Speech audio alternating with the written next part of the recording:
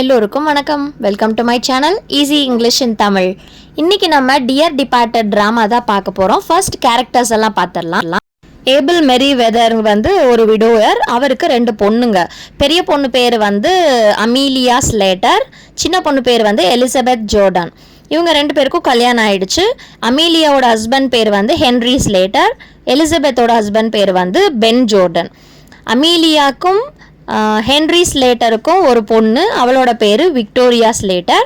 அதே மாதிரி எலிசபெத்துக்கும் பென்னுக்கும் ஒரு பையன் ஜிம்மினா. அந்த பையனை ஒரு இடத்துல மென்ஷன் பண்ணியிருப்பாங்க, மற்றபடி கேரக்டரில் வரமாட்டான். இவ்வளோதான் இந்த கேரக்டர்ஸ் எல்லாமே.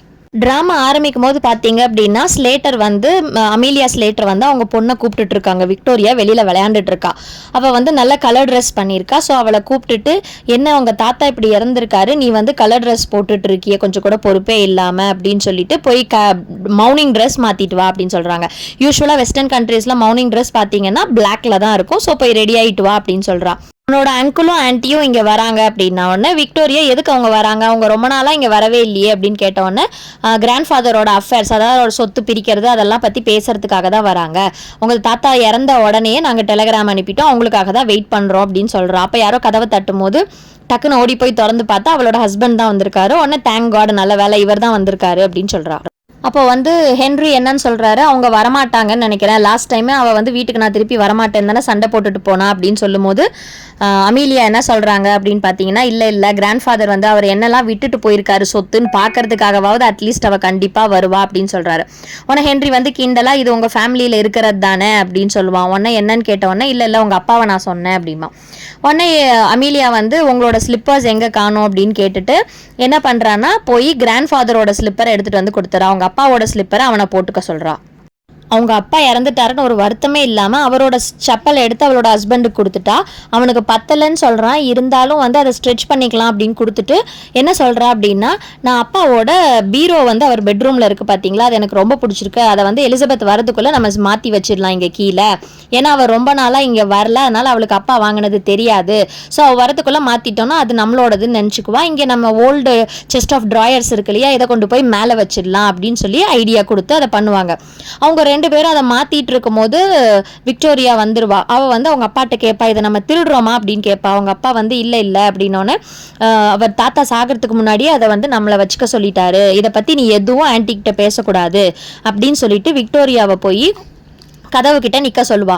யார் கதவை தட்டினாலும் திறக்காத, நான் சொல்கிற வரைக்கும் நீ திறக்கக்கூடாது அப்படின்னு சொல்லிட்டு இந்த ஹஸ்பண்ட் அண்ட் ஒய்ஃப் 2 பேரும் அந்த செஸ்ட் ஆஃப் ட்ராயர்ஸை மேலே தூக்கிட்டு போயிட்டு பீரோவை கீழே எடுத்துகிட்டு வந்து வச்சிருவாங்க. அப்படியே அவங்க அப்பா வச்சிருந்த கிளாக்கையும் எடுத்துகிட்டு வந்துடுறா. விக்டோரியா கேட்கும் போது இதை பற்றி மூச்சு விடக்கூடாது யாருக்கிட்டையுமே அப்படின்னு அமீலியா சொல்லிடுறாங்க. அவங்க அந்த 2 திங்ஸையும் மாற்றிட்டு இருக்கும் போதே இவங்க வந்துடுவாங்க. பட் ஆனால் விக்டோரியா டோர் ஓப்பன் பண்ண மாட்டா. அதுக்கப்புறமா இவ என்ன பண்ணுவாங்கன்னா கேஷுவலாக உட்காந்துட்டு இருக்க மாதிரி 2 பேரும் நடிச்சிட்டு இருக்கும்போது விக்டோரியா ஓப்பன் பண்ண சொல்லுவாங்க. அதுக்கப்புறமா அவங்க வந்ததுக்கப்புறம் அவங்களெல்லாம் வெல்கம் பண்ணிவிட்டு மிஸ்ஸஸ் ஸ்லேட்டர் என்ன சொல்லுவாங்க அப்படின்னு பார்த்தா, ஒரு 15 days முன்னாடி தான் அவர் 72nd பர்த்டேவை செலிப்ரேட் பண்ணார் அப்படின்னு சொல்லிட்டு ஆளற மாதிரி ஃபீல் பண்ணுறாங்க. அமீலியா வந்து எலிசபெத் பார்த்து வரத்துக்கு இவ்வளோ நேரமா அப்படின்னு கேட்குறாங்க. உடனே அவங்க என்ன சொல்கிறாங்க எலிசபெத்னா, இல்லை எனக்கு மவுனிங் ட்ரெஸ் இல்லாமல் அதுக்கு தான் லேட் ஆகிடுச்சு அப்படின்னோடனே இவங்க என்னங்கிறாங்க, ஒரு பொறாமையில் நான் வந்து ஆர்டர் பண்ணியிருக்கேன், எனக்கு ரெடிமேட் திங்ஸ் பிடிக்காது. எலிசபெத் வந்து உடனே டாக்டர் என்ன சொன்னாங்கன்னு கேட்குறாங்க. அதுக்கு அமீலியா வந்து இல்லை நாங்கள் டாக்டரை கூப்பிடல, டாக்டர் பிரிங்கிள் தான் அவர் உயிரோடு இருக்கும் போது பார்த்துட்டு இருந்தது, இப்போ அவர் அவுட் ஆஃப் டவுன், அதனால நாங்கள் அவரை கூப்பிடல அப்படிங்கிறாங்க. ஒன்று என்ன இது அப்படின்னோடனே எலிசபெத் வந்து இது ஒரு பயங்கரமான மிஸ்டேக் அப்படிங்கிறாங்க. அதுக்கு வந்து அமீலியா ஸ்லேட்டர் சரி டாக்டர் வந்தால் மட்டும் என்ன ஆக போகுது அப்படின்னு கேட்குறாங்க. அதுக்கு ஜோர்டன் என்னங்கிறாங்க, நிறைய கேசஸில் வந்து உயிர் போயிடுச்சுன்னு நினச்சவங்க கூட டாக்டர் வந்து காப்பாற்றியிருக்காங்க இல்லையா அப்படின்னு சொல்கிறாங்க. ஒன்று மிஸ்ஸஸ் ஸ்லேட்டர் வந்து சொல்கிறாங்க, அப்பா வந்து இன்றைக்கி ரொம்ப சந்தோஷமாக இருந்தார், காலையில் அவரோட இன்சூரன்ஸ் அமௌண்ட்டை பே பண்ண போயிருந்தாரு அப்படிங்கிறாங்க. ஒன்று அதுக்கு எலிசபெத் என்னங்கிறாங்க, நல்ல வேலை அவர் வந்து இன்சூரன்ஸை பே பண்ணிவிட்டு செத்து போயிட்டாரு அப்படின்னு சொல்கிறாங்க. அதுக்கு ஒன்று மிஸ்ஸஸ் ஸ்லேட்டர் வந்து என்னங்கிறாங்க, அவர் வந்து இந்த ரிங்கோ பெல்ஸ் போகிறாரு, அது வந்து ரொம்ப ஹாப்பியாக அங்கேயே சுற்றிட்டு இருக்காரு அவர் அப்படின்னு சொல்கிறாங்க. அது வந்து ஒரு ரெஸ்டாரண்ட் பப் மாதிரி. அதுக்கப்புறம் நாங்கள் டின்னர் சாப்பிட்றதுக்காக வெயிட் பண்ணிட்டு இருந்தோம். அவர் வந்து எனக்கு டின்னர் வேணாம், நான் தூங்க போகிறேன்னு நைட் சொல்லிட்டு போயிட்டாரு. அதுக்கப்புறமா ஹென்ரி மேலே போய் பார்த்தாராம், அவர் வந்து ட்ரெஸ் எல்லாம் சேஞ்ச் பண்ணிட்டு நல்லா படுத்துட்டு இருந்தாரு அப்படின்னா. உடனே வந்து இவங்க கேட்குறாங்க, ஜோர்டன் கேட்குறாங்க, அவர் ஏதாவது உங்ககிட்ட பேசினாங்களா அப்படின்னதுக்கு ஹென்ரி சொல்கிறாரு, ஆமாம் ஹென்ரி நீ என்னோட பூட்ஸை கழட்டி வைக்கிறியா அப்படின்னு கேட்டாரு, நானும் வச்சுட்டேன் அப்படிங்கிறாங்க. உடனே மிஸ்ஸஸ் லேட்டர் வந்து என்ன சொல்கிறாங்க அப்படின்னா, அவங்க டின்னர் முடிச்சதுக்கு அப்புறமா ஒரு ட்ரேல வச்சு எடுத்துகிட்டு போய் கொடுத்தோம். அப்போ பார்த்தோம் நல்லா தூங்கிட்டு இருந்தார். அப்போ நான் ட்ரேவை வந்து பீரோவில் சாரி செஸ்ட் ஆஃப் ட்ராயர்ஸில் நான் வச்சேன். அவரோட உடம்பு ரொம்ப கோல்டாக இருந்தது அப்படிங்கிறாங்க. உடனே ஹென்றி சொல்கிறாரு, அமீலியா என்னை கூப்பிட்டா நான் மேலே போய் பார்த்தா கடைசியில் அவர் நம்மளை விட்டுட்டு போயிட்டாரு அப்படிங்கிறாங்க. இதுக்கு வந்து அப்புறமா அவங்க எல்லாம் அழுதுட்டு கண்ணெல்லாம் தொடச்சிக்கிட்டு உடனே மிஸ்ஸஸ் லேட்டர் வந்து கேட்குறாங்க, போய் மேலே போய் அவரை பார்க்குறீங்களா இல்லை டீ குடிக்கலாமான்னு. உடனே எலிசபெத் வந்து அவள் ஹஸ்பண்ட்டை கேட்குறா என்ன பண்ணலான்னு. அவன் சரியாக தெரியலன்னா ஓகே நம்ம வந்து டீயே குடிச்சிடலாம், டீ ரெடியாக இருக்குன்னா டீ சாப்பிட்றலாம் அப்படின்னு சொல்லிட்டு டைனிங் டேபிளில் உட்காந்துடுறாங்க. உட்காந்துட்டு அந்த ஆபிச்சுவரி காலம் போடுவாங்க இல்லையா நியூஸ் பேப்பரில், அதுக்கு என்ன போடலாம் அப்படின்னு ஹோல் ஃபேமிலியுமே உட்காந்து டிஸ்கஸ் பண்ணிகிட்டு இருக்காங்க. போயட்ரி மாதிரி போடலாம் அப்படின்னா அதுக்கு நிறைய செலவாகுமே அப்படின்னு யோசிக்கிறாங்க. எலிசபெத் வந்து அதுக்கு டீ குடிச்சிட்டு அது அவர்கிட்ட என்னென்ன இருக்குது ப்ராப்பர்ட்டின்னு லிஸ்ட் போட்டு நம்ம பேசிக்கலாம் அப்படிங்கிறாங்க. உடனே ஹென்றி சொல்கிறாரு அவங்க கிட்ட வந்து அந்தளவுக்கு எந்த ஜுவல்லரியுமே பெருசாக இல்லை அப்படின்ன உடனே எலிசபெத் என்னங்கிறாங்க, இல்லை அவரோட கோல்டு வாட்சை வந்து எங்கள் ஜிம்மிக்கு கொடுக்குறதா ப்ராமிஸ் பண்ணியிருந்தாங்க அப்படின்னாங்க. அதுக்கு உடனே அவங்க அக்கா அமீலியா என்னங்கிறாங்க, அப்படியா அவர் இது வரைக்கும் என்கிட்ட அந்த மாதிரி எதுவுமே சொல்லவே இல்லையே அப்படின்னு கேட்குறாங்க. அதுக்கு பென் வந்து ஓகே அட்லீஸ்ட் இன்சூரன்ஸ் அமௌண்ட்டாவது நமக்கு வரும் இல்லையா, அந்த ரெசீட்லாம் பத்திரமா வச்சுருக்கீங்க தானே, இன்னைக்கு காலையில் பே பண்ண சொன்னார் அப்படின்னு கேட்குறாங்க. அப்போ உடனே விக்டோரியா என்னன்னு சொல்கிறா, தாத்தா வந்து இன்சூரன்ஸை பே பண்ண போல அவர் வேறு பக்கமாக போனார், அந்த சென்ட் ஃபிலிப்ஸ் சர்ச் பக்கமாக போனார் அப்படிங்கிறாங்க. உடனே அமீலியா வந்து என்ன சொல்கிறாங்கன்னா, அங்கே தான் ரிங்கோ பெல்ஸ் இருக்குது அப்படின்னு சொல்கிறாங்க. அது வந்து ஒரு பப்ளிக் ரெஸ்டாரண்ட் மாதிரி. அதை வந்து ஜான் ஷாராக்ஸுங்கிற ஒரு விடோ தான் வச்சு நடத்துகிறாங்க. உடனே அவங்களுக்கு டவுட் வருது, அவர் பே பண்ணியிருப்பாரா இல்லையா இல்லை ஓவர் டியூவான்னு. ஆக்சுவலி ஏபிள் மெரி வெதர் வந்து கொஞ்சம் ட்ரிங்கிங் ஹேபிட்ஸ் அவருக்கு இருக்குது. ஸோ பென் வந்து அவரை திட்டுறாரு, அந்த ட்ரங்க் அண்ட் ஓல்டு பெகர் அப்படின்னு. உடனே மிஸ்ஸஸ் லேட்டர் சொல்கிறாங்க, அவரை வச்சுட்டு நான் 3 வருஷம் ரொம்ப கஷ்டப்படுறேன் அப்படிங்கிறாங்க. உடனே ஜார்டன் சொல்கிறாங்க, நான் வந்து 5 வருஷம் அவரை வச்சு பார்த்துக்கிட்டேன் அப்படிங்கிறாங்க.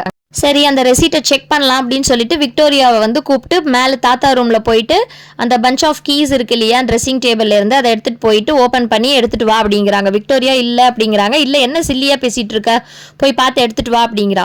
உடனே எலிசபெத் வந்து அந்த பீரோவை பார்த்துட்டு இது நல்லா இருக்கே எங்கே வாங்கின அப்படின்னு கேட்கும்போது ஆக்ஷனில் வாங்கினியா அப்படின்னோன்னா அவளை ஆமாம் அப்படின்னு சொல்லிடுவா. ரொம்ப நல்லா இருக்கே அப்படின்பா. உடனே விக்டோரியா அங்கேருந்து ஓடி கத்திட்டு வருவா, அம்மா அம்மா அப்படின்னு. என்னன்னு கேட்டால் கிராண்ட் ஃபாதர் எந்திரிச்சு வந்துட்டு இருக்காரு அப்படின்னு அவள் சொல்லுவோம். உடனே அவங்க அம்மா சொல்கிறாங்க, ரொம்ப சில்லியாக பேசாத, தாத்தா வந்து இறந்து போயிட்டாரு, அவர் எப்படி வருவார் அப்படின்னு கேட்குறா. இல்லை அவருக்கு எழுந்து ரெடி ஆகிட்டு வந்துட்டு இருக்காரு அப்படின்னு விக்டோரியா சொல்லுவா. உடனே அவங்க பார்க்க போகிறதுக்குள்ளே பார்த்தா ஏபிள் மெரி வெதரே மாடிப்படியிலேருந்து கீழே இறங்கி வந்துட்டு இருப்பாரு. ஸோ அவர் வந்து இவங்க 2 பேரையும் பார்த்து ஷாக் ஆகிடுவார். எதுக்கு திடீர்னு எலிசபெத்தும் பென்னும் இங்கே வந்திருக்காங்க அப்படின்னு ஷாக் ஆகிடுவார். ஃபர்ஸ்ட் அவர் ஆவின்லாம் பயந்து செக் பண்ணி பார்ப்பாங்க. அதுக்கப்புறமா அவர் வந்து நோட்டீஸ் பண்ணிடுவார். ஹென்றி வந்து அவரோட ஸ்லிப்பர் போட்டிருக்கிறத பார்த்துட்டு எதுக்கு நீ ஏன் ஸ்லிப்பர்ஸை போட்டிருக்க அப்படின்னு சொல்லி கேட்பாங்க. அப்புறம் ஏன் எல்லாருமே வந்து மவுனிங் ட்ரெஸ்ஸில் இருக்கீங்க, யார் இறந்து போயிட்டாங்க அப்படின்னு கேட்பாங்க. உடனே வந்து இவங்க எல்லாம் சொல்லுவாங்க, பென்னோட என்னன்னு சொல்கிறது, பென்னோட ரிலேஷன் வந்து இறந்து போயிட்டாங்க அப்படின்னு சொல்லுவாங்க. பேர் ஆளாளுக்கு ஒரு பேர் சொல்லுவாங்க, அவங்க ஆஸ்திரேலியாவில் இருக்காங்க அப்படிங்கிற மாதிரியெல்லாம் சொல்லி சமாளிச்சிடுறாங்க. ஒன்று எல்லாரும் சேர்ந்து உட்காந்து டீ குடிக்கிறாங்க. அப்போ வந்து பென்னும் எலிசபெத்தும் அவங்க கிட்ட கேட்குறாங்க, அப்போ அவங்களுக்கு ஏதாவது ஞாபகம் இருக்கா, அமீலியாவும் ஹென்ரியும் ரூமுக்கு வந்தாங்களா அப்படின்னோடனே அப்போ யோசிச்சு பார்த்துட்டு அவர் சொல்கிறார், ஆமாம்மா எதுக்கு நீங்கள் வந்து நீயும் ஹென்ரியும் பீரோவை ஷிஃப்ட் பண்ணீங்க ரூம்ல இருந்து அப்படின்னு கேட்குறாங்க. உடனே எந்த பீரோப்பா அப்படின்னு எலிசபெத் கேட்கும்போது அவர் பாயிண்ட் பண்ணி ஷாக் ஆகிடுறாரு. இந்த பீரோ இங்கே என்ன பண்ணிட்டு இருக்கு, எதுக்கு என் ரூம்லேருந்து எடுத்துகிட்டு வந்து இங்கே வச்சிங்க அப்படின்னு கேட்குறாரு. என்னோட கிளாக்கும் இங்கே தான் இருக்குது, என்ன பண்ணிட்டு இருக்கீங்க அப்படின்னு அவர் டென்ஷன் ஆகிடுறாரு. எலிசபெத்க்கு எல்லாம் புரியவும் டென்ஷன் ஆகிட்டு அவள் கேட்க ஆரம்பிச்சிடுறா, நீ திருடிட்டு தான் வந்தியான்னு. இல்லை அப்படின்னு சொல்லவும் அக்காவுக்கும் தங்கச்சிக்கும் சண்டை பயங்கரமாக நடக்குது. அதை பார்த்த உடனே ஏபிள் மெரி வெதருக்கு ஓரளவுக்கு புரிஞ்சிருச்சு, எல்லாரும் நிறுத்துங்க இங்கே என்ன நடந்துட்டு இருக்கு இப்போ அப்படின்ன உடனே மிஸ்ஸஸ் ஜோர்டன் எலிசபெத் சொல்ல ஆரம்பிச்சிட்டா எல்லாத்தையும், அவங்களோட கிளாக்கையும் பீரோவையும் திருடிட்டு வந்துட்டாங்கப்பா அப்படின்னோடனே. எதுக்கு அவங்க திருடணும் அப்படின்னோடனே நீங்கள் இறந்துட்டீங்கன்னு நினச்சிட்டு வந்துட்டோம் அப்படிங்கிறாங்க. உடனே அவர் தான் நான் இறக்கலையே அப்படிங்கிறாரு. ஸோ ஏபிளுக்கு புரிஞ்சிருச்சுவோ, அதனால தான் நீங்கள் எல்லாம் மவுனிங் ட்ரெஸ்ஸில் இருக்கீங்களா, நான் ஒன்று இல்லைன்னு சமாளிக்கிறாங்க ஓரளவுக்கு. உடனே ஏபிள் வந்து சொல்கிறாரு, இல்லை நான் ஒரு புது உயில் எழுத போகிறேன் அப்படிங்கிறாரு. உடனே என்ன உயில் அப்படின்னு கேட்ட உடனே எனக்கு இன்னொரு கப் காஃபி கொடுங்க, டீ கொடுங்க அப்படின்னு சொல்லிட்டு அவர் பேசுகிறாரு. என்ன பண்ண போகிறேன் அப்படின்னா முதல்ல எழுத போகிறேன், அம்மா இறந்ததுக்கப்புறம் உங்கள் 2 பேர் கூட தான் நான் இருந்துகிட்ருக்கேன், பட் வந்து நீங்கள் 2 பேரும் சரியில்லை அப்படின்னு சொல்லிட்டு என்ன சொல்கிறாருன்னா, நான் கடைசி வரைக்கும் யாரு கூட இருக்கும் போது இறக்குறானோ அவங்களுக்கு தான் என் ப்ராப்பர்ட்டி எல்லாம் போகும் அப்படின்னு சொல்கிறாரு. ஸோ ஹென்றி வந்து இது ஒரு லாட்ரி மாதிரி தானே அப்படின்னு சொல்கிறாரு. ஆமாம் அப்படின்னு அவர் சொல்லிட்டு கடைசியில் அவருக்கு வந்து பொண்ணுங்க 2 பேருமே மெட்டீரியலிஸ்டிக்காக இருக்காங்க, அவர் மேலே பாசம் இல்லை அப்படிங்கிறத புரிஞ்சதுனால என்ன சொல்கிறாரு அப்படின்னு பார்த்தீங்கன்னா, நாங்கள் ஏதாவது தப்பு பண்ணியிருந்தா மன்னிச்சிருங்கங்கிறாங்க. ஒன்று அவர் அதெல்லாம் கேட்டுட்டு ஓகே நான் ஒரு முடிவு எடுத்திருக்கேன், மண்டே வந்து முக்கியமாக 3 விஷயம் நான் செய்ய போகிறேன் அப்படிங்கிறாரு. என்னென்ன அப்படின்னு பார்த்தீங்கன்னா, ஃபர்ஸ்ட் லாயர்கிட்ட போய் வில்லை வந்து ஆல்டர் பண்ணிக்கிறது, இன்னொன்று இன்சூரன்ஸ் ஆஃபீஸ்க்கு போய் ப்ரீமியம் பே பண்ணுறது, அடுத்தது சென்ட் ஃபிலிப்ஸ் சர்ச்சுக்கு போய் கல்யாணம் பண்ணிக்கிறது. ஒன்று அவங்களாம் ஷாக் ஆயிடுறாங்க. கல்யாணமா யார் அப்படின்னோடனே ஜான் ஷாராக்ஸ் தான், அந்த ரிங்கோ பெல்ஸ் வச்சு நடத்துகிறாங்க இல்லையா, அவங்கள தான் நான் கல்யாணம் பண்ணிக்க போகிறேன் அப்படிங்கிறாரு. கடைசியில் வந்து அவங்கள திரும்பி அமீலியாவை பார்த்துட்டு, நல்ல வேலைமா நீ வந்து மாற்றி வச்ச இந்த பீரோவைங்க, எனக்கு எடுத்துகிட்டு போகிற செலவு இருக்காது அப்படின்னு சொல்லிட்டு கடைசியில் சிரிச்சுக்கிட்டே போயிடுறாரு. அதுக்கப்புறம் எட்டி பார்த்துட்டு கல்யாணத்துக்கு கண்டிப்பாக மறக்காமல் வந்துருங்க அப்படிங்கிறாரு. ஸோ இது மூலமாக என்ன சொல்ல வராங்க அப்படின்னு பார்த்தீங்கன்னா, மெயினாக சென்ட்ரல் ஐடியா இல்லைனா தீம் அப்படின்னு பார்த்துக்கிட்டிங்கன்னா, இப்போ இருக்க பிள்ளைங்க வந்து அம்மா அப்பாவோட சொத்து மேலே தான் ஆசையாக இருக்காங்களே தவிர அம்மா அப்பா மேலே உண்மையான பாசமே அவங்களுக்கு இல்லை அப்படின்னு சொல்கிறாரு. ஸோ ஸ்டான்லி ஹாட்டன் இதை எழுதின டைமில் அப்படி தான் இருந்தாங்க. அதை மீன் பண்ணி தான் அவர் இந்த லெசன் எழுதியிருக்காரு.